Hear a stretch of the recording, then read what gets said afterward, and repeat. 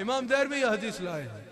हुजूर अलैहिस्सलाम फरमाते हैं, हुजूर ने पल्ला भारी करना है, सही हदीस है। हजरत आदम अलैहिस्सलाम क़यामत के दिन एक शख्स को देखेंगे कि हुजूर का उम्मती है। इमाम देहलवी ने नकल किया है, एक शख्स को देखेंगे हुजूर का उम्मती है, उसका फरिश्ते घसीट के जहन्नुम की तरफ ले जा रहे होंगे। हजरत आदम अलैहिस्सलाम को पता है हुजूर अपनी उम्मत से कैसा प्यार करते हैं।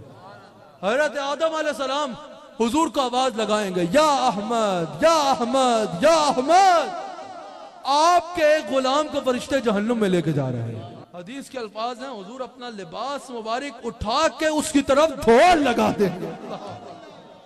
अल्लाह अकबर, अल्लाह अकबर।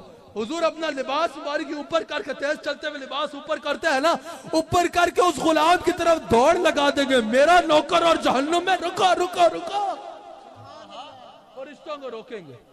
हुजूर फरमाएंगे इसे वापस अल्लाह की बारगाह में लाया जाएगा, वापस अल्लाह की बारगाह में लाया जाएगा। हुजूर अलैहिस्सलाम अर्ज करेंगे इसके अमाल को फिर तोला जाए, फिर अमाल तोले जा रहे होंगे, फिर नेकियों का पलड़ा कम और गुनाहों का भारी हो रहा होगा। हुजूर अपनी जानिब से कागज निकालेंगे और उसकी पलड़े में रख देंगे। उस कागज का आना होगा कि नेकियों का पलड़ा भारी हो जाएगा, हुक्म होगा इसको जन्नत ले जाया जाए।